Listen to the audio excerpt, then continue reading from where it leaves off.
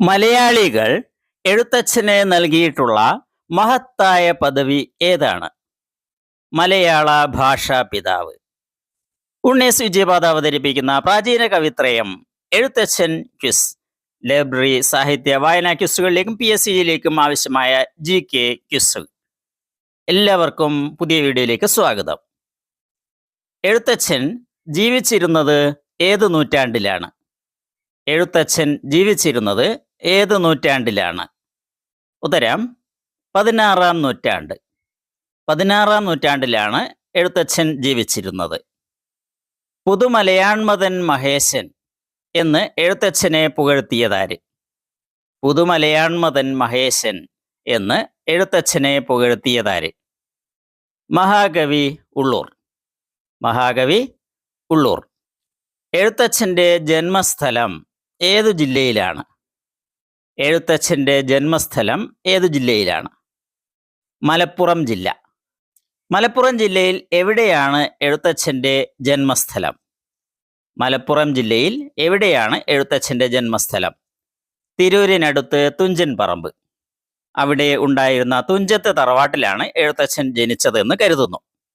എഴുത്തച്ഛൻ്റെ സ്മാരകം സ്ഥിതി ചെയ്യുന്ന സ്ഥലം.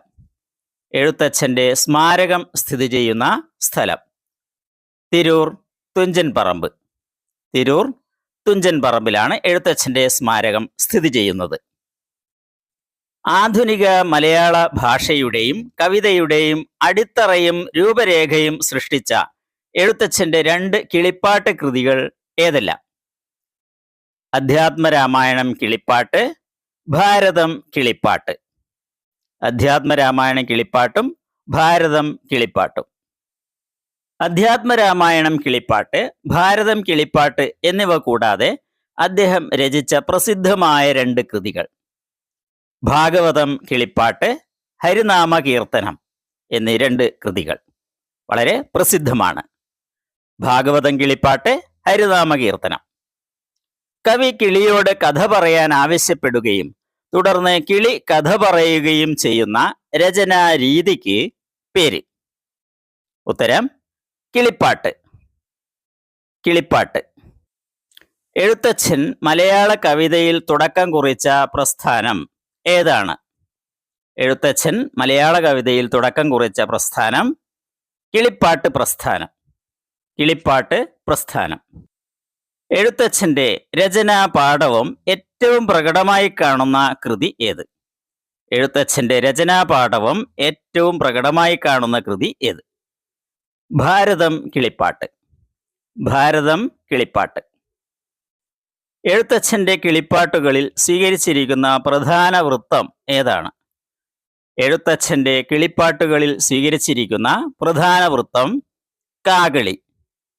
കാകളി വൃത്തം. എഴുത്തച്ഛൻ സ്ഥിരതാമസമാക്കിയ സ്ഥലം ഏതാണ് എന്നറിയാമോ? ചിറ്റൂർ ഗുരുമഠം. പാലക്കാട് ജില്ലയിലെ ചിറ്റൂർ ഗുരുമഠം. എഴുത്തച്ഛൻ്റെ യോഗദണ്ഡും മെതിയടിയും സൂക്ഷിച്ചിരിക്കുന്ന സ്ഥലം ഏത്? ചിറ്റൂർ ഗുരുമഠം.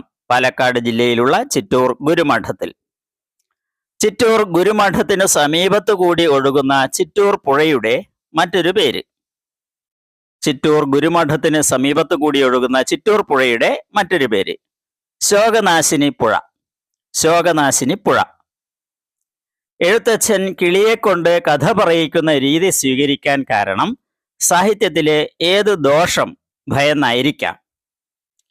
എഴുത്തച്ഛൻ കിളിയെക്കൊണ്ട് കഥ പറയിക്കുന്ന രീതി സ്വീകരിക്കാൻ കാരണം സാഹിത്യത്തിലെ ഏത് ദോഷം ഭയന്നായിരിക്കാം? അറം പറ്റുക. അറം പറ്റുക എന്ന ദോഷം. അറം പറ്റുക എന്നാൽ എന്താണ്? അറം പറ്റുക എന്നാൽ എന്താണ്? കാവ്യത്തിലൂടെ പറഞ്ഞ കാര്യങ്ങൾ കവിക്കു തന്നെ ദോഷമായി വരുന്നതിനാണ് അറം പറ്റുക എന്ന് പറയുന്നത്. കിളിപ്പാട്ട് കൃതികളിൽ ഉപയോഗിച്ചിട്ടുള്ള വൃത്തങ്ങൾക്ക് പൊതുവെ പറയുന്ന പേര്? കിളിപ്പാട്ട് കൃതികളിൽ ഉപയോഗിച്ചിട്ടുള്ള വൃത്തങ്ങൾക്ക് പൊതുവെ പറയുന്ന പേര് കിളിപ്പാട്ട് വൃത്തങ്ങൾ. കിളിപ്പാട്ട് വൃത്തങ്ങൾ. കിളിപ്പാട്ട് വൃത്തങ്ങൾ ഏതൊക്കെ? കിളിപ്പാട്ട് വൃത്തങ്ങളാണ് കാകളി, കേക, ഊനകാകളി, ദ്രുതകാകളി, മിശ്രകാകളി, കളകാഞ്ചി, മണികാഞ്ചി, അന്നനട എന്നീ വൃത്തങ്ങളാണ് കിളിപ്പാട്ട് വൃത്തങ്ങൾ. വിജയം നേടാൻ ഉണ്ണീസ് വിജയപാത ഇപ്പോൾ തന്നെ സബ്സ്ക്രൈബ് ചെയ്തോളൂ. അധ്യാത്മരാമായണത്തിലെ ബാലകാന്ഡം, ആരണ്യകാന്ഡം എന്നിവയിൽ എഴുത്തച്ഛൻ സ്വീകരിച്ച വൃത്തം ഏത്? കേക. കേക വൃത്തത്തിലാണ് ബാലകാന്ഡം, ആരണ്യകാന്ഡം എന്നിവ എഴുത്തച്ഛൻ രചിച്ചത്. അയോധ്യാകാന്ഡം, യുദ്ധകാന്ഡം എന്നിവ ഏത് വൃത്തത്തിലാണ്? അയോധ്യാകാന്ഡം, യുദ്ധകാന്ഡം എന്നിവ ഏത് വൃത്തത്തിലാണ്? കാകളി വൃത്തം. കാകളി വൃത്തത്തിലാണ് അയോധ്യാകാന്ഡവും യുദ്ധകാന്ഡവും. സുന്ദരകാന്ഡത്തിൽ മാത്രമായി ഉപയോഗിച്ച വൃത്തം ഏത്? സുന്ദരകാന്ഡത്തിൽ മാത്രമായി ഉപയോഗിച്ച വൃത്തമാണ് കളകാഞ്ചി. കളകാഞ്ചി വൃത്തം. മലയാള ഭാഷാ പിതാവായ എഴുത്തച്ഛന്റെ ജീവിതത്തെ അവലംബിച്ച് നോവലിസ്റ്റ് സി രാധാകൃഷ്ണൻ രചിച്ച കൃതി. തീക്കടൽ കടഞ്ഞ് തിരുമധുരം. തീക്കടൽ കടഞ്ഞ് തിരുമധുരം എന്ന നോവൽ എഴുത്തച്ഛന്റെ ജീവിതത്തെ അവലംബിച്ചാണ് രചിച്ചത്. തുഞ്ചൻ പറമ്പിൽ തുഞ്ചൻ സ്മാരകം ഉദ്ഘാടനം ചെയ്യപ്പെട്ടത് എന്നാണ്? 1964 ജനുവരി 15-നാണ്. എഴുത്തച്ഛന്റെ സ്മരണയ്ക്കായി തുഞ്ചൻ ദിനം ആചരിക്കുന്നതെന്ന്? എഴുത്തച്ഛന്റെ സ്മരണയ്ക്കായി എല്ലാ വർഷവും തുഞ്ചൻ ദിനം ആചരിക്കുന്നത് ഡിസംബർ 31-നാണ്. ഡിസംബർ 31. തുഞ്ചൻ സ്മാരകത്തിന്റെ ആദ്യത്തെ ചെയർമാൻ ആരായിരുന്നു? തുഞ്ചൻ സ്മാരകത്തിന്റെ ആദ്യത്തെ ചെയർമാൻ ആരായിരുന്നു? KP കേശവമേനോൻ. KP കേശവമേനോൻ. തുഞ്ചൻ സ്മാരക ട്രസ്റ്റ് രൂപീകരിച്ചത് ഏതു വർഷമാണ്? തുഞ്ചൻ സ്മാരക ട്രസ്റ്റ് രൂപീകരിച്ചത് ഏതു വർഷമാണ്? 1993. 1993. തുഞ്ചൻ സ്മാരക ട്രസ്റ്റ് രൂപീകരിച്ചതിൽ പ്രധാന പങ്ക് വഹിക്കുകയും 32 വർഷം അതിന്റെ ചെയർമാനായി പ്രവർത്തിക്കുകയും ചെയ്ത വ്യക്തി ആരാണ്? MT വാസുദേവൻ നായർ.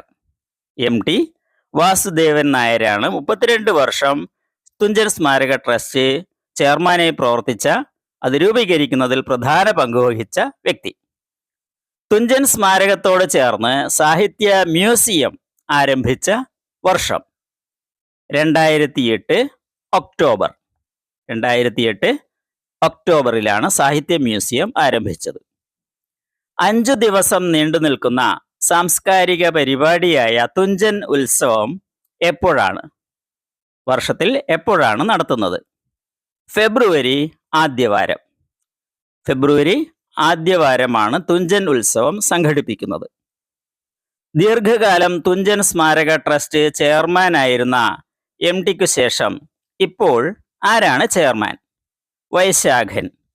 എഴുത്തുകാരനായ MK ഗോപിനാഥൻ നായരുടെ തൂലികാ നാമമാണ് വൈശാഖൻ. അദ്ദേഹമാണ് തുഞ്ചൻ സ്മാരക ട്രസ്റ്റിന്റെ ഇപ്പോഴത്തെ ചെയർമാൻ. MTയുടെ വിയോഗശേഷം 2025 ഫെബ്രുവരിയിൽ പ്രണാമം MT തുഞ്ചൻ ഉത്സവം 2025 ഉദ്ഘാടനം ചെയ്തതാര്? ശിവശങ്കരി. തമിഴ് സാഹിത്യകാരിയായ ശിവശങ്കരിയാണ് 2025 ഫെബ്രുവരിയിൽ തുഞ്ചൻ ഉത്സവം ഉദ്ഘാടനം ചെയ്തത്. മലയാള ഭാഷയ്ക്കും സാഹിത്യത്തിനും നൽകിയ സമഗ്ര സംഭാവനയ്ക്ക് കേരള സർക്കാർ നൽകുന്ന അവാർഡ്? എഴുത്തച്ഛൻ അവാർഡ്. മലയാള ഭാഷയ്ക്കും സാഹിത്യത്തിനും നൽകുന്ന സമഗ്ര സംഭാവനയ്ക്ക് കേരള സർക്കാർ നൽകുന്ന അവാർഡാണ് എഴുത്തച്ഛൻ അവാർഡ്. എഴുത്തച്ഛൻ പുരസ്കാരം നൽകാൻ ആരംഭിച്ചത് ഏതു വർഷമാണ്? 1993-ലാണ് എഴുത്തച്ഛൻ പുരസ്കാരം നൽകാൻ ആരംഭിച്ചത്. ആദ്യമായി എഴുത്തച്ഛൻ അവാർഡ് ആർക്കാണ് ലഭിച്ചത്? ആദ്യമായി എഴുത്തച്ഛൻ അവാർഡ് ആർക്കാണ് ലഭിച്ചത്? ശൂരനാട് കുഞ്ഞൻപിള്ള. ആദ്യമായി എഴുത്തച്ഛൻ പുരസ്കാരം ലഭിച്ച വനിതാ സാഹിത്യകാരി ആര്? ആദ്യമായി എഴുത്തച്ഛൻ പുരസ്കാരം ലഭിച്ച വനിതാ സാഹിത്യകാരി ബാലാമണിയമ്മ. ബാലാമണിയമ്മ. 2024 ആർക്കാണ് എഴുത്തച്ഛൻ അവാർഡ് സമ്മാനിച്ചത്? 2024 ആർക്കാണ് എഴുത്തച്ഛൻ അവാർഡ് സമ്മാനിച്ചത്? NS Madhavan. NS മാധവനാണ് 2024 Ezhuthachan award. Thanks for watching. അടുത്ത വീഡിയോയിൽ കാണാം.